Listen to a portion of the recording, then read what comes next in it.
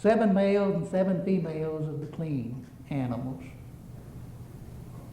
I don't know, maybe God wanted these animals to be monogamous. But no animal breeder would be stupid enough to make that kind of investment if he wanted to begin a cattle breeding industry. But anyway, getting back to what I started to say, Dr. Holbein, I'm going to suggest that you take a cow and a bull, and in 20 years you come up with a sheep. Or you take a ewe and you take a ram, and in 20 years you come up with a cow. Those of you who are saying amen to all of these things that he's presenting to you, you need to understand exactly what he's saying. One bovine kind, or that is, it would be 14 bovine kind were taken aboard the ark.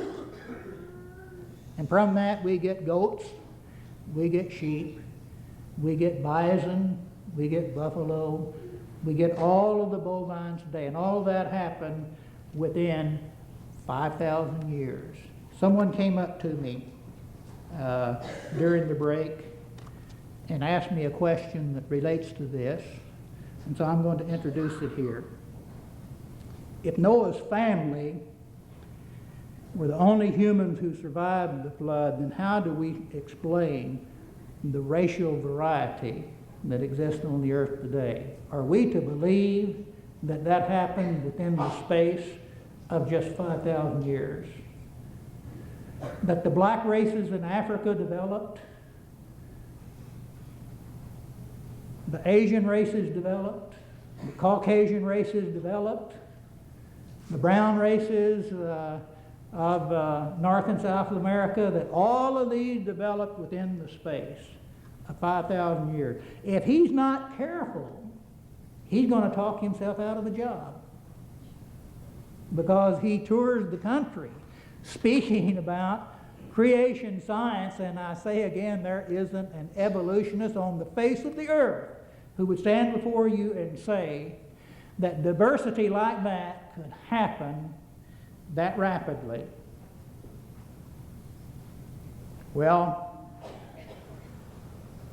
he wanted to know if humans today could build a pyramid.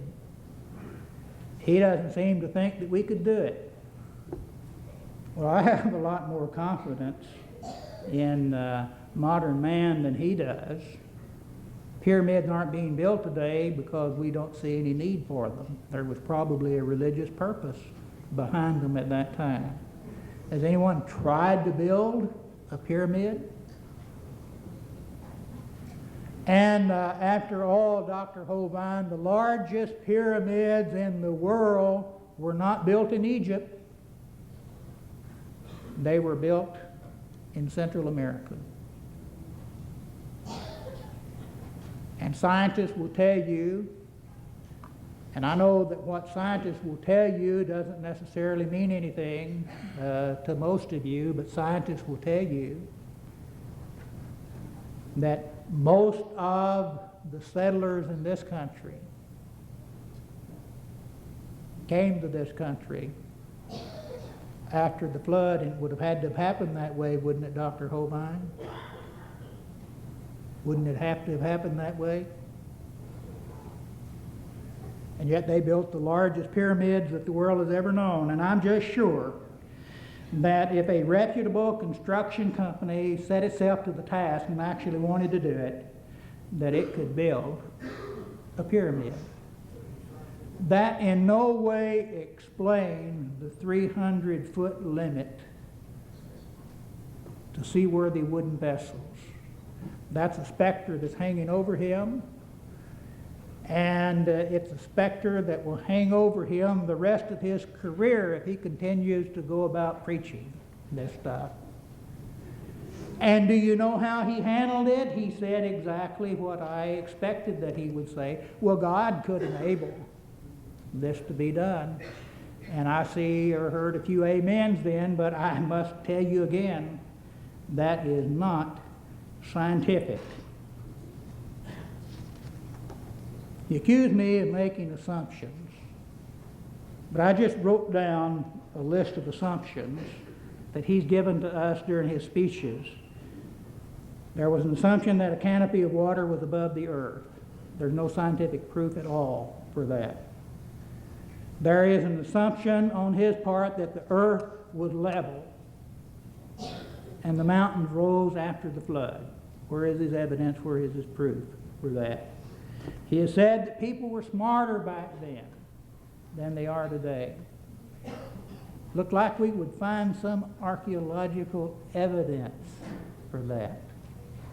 Noah lived 350 years after the flood, and creationists like to refer to this as reasons why civilization was able to develop so rapidly after the flood.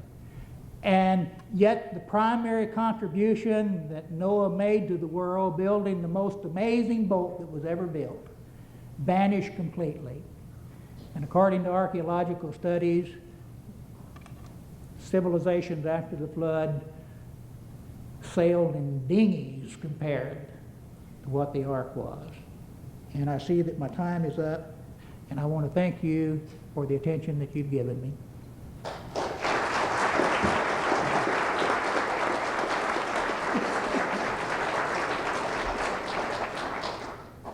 Thank you very much, Mr. Till. I've had a difficult job up here. I don't know how much of the last second round I have heard, but I have been sorting through these questions, and I want to say tonight I have done my best to be as objective and fair as I can here. They are good questions. I wish we had time to get to each and every one of them, but we simply do not. Here is the format for the third round of question and answer. We will direct a question to one of our gentlemen up here tonight and give them 3 minutes exactly to respond. And once again, please hold any statements, any outbursts, so to speak, so that they can get through, because it is a short time. And then the other individual will have 1 minute of rebuttal. And then we will reverse the order, 3 minutes to the other gentleman and 1 minute of rebuttal to the other. We'll begin tonight with Dr. Holben, since Mr. Till just gave his 20-minute rebuttal. Here's the first question this evening. And it's interesting, I had this one picked out as Mr. Till just brought it up.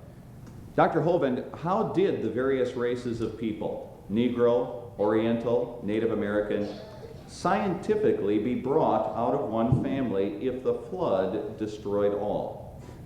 Okay, good question. That, of course, is assuming the genetic isolation that we have today. A group of white people could not probably produce a black person today, given any amount of time. But if we don't know the genetic makeup that Noah and his family had, may have been a combination of all of these races. What was the original race? What color was Noah? You'd have to assume he's white or black or one of the others, but if he had the genetic combination of all the races, there's an incredible amount of variation available in the genes. Ask any family with 8 or 10 kids if any of the kids are identical. They'll all be different. All the 600 people in this room tonight are very different. So diversity is the way of life. And I think you would have to assume, in order to think that it could not happen, you'd have to assume that Noah was either white or black, and that's where the faulty assumption lies. There's no problem. After the flood, shortly after the flood, the Tower of Babel incident took place, where God confounded the languages. I personally believe, though the Bible isn't clear, I believe that is probably where the races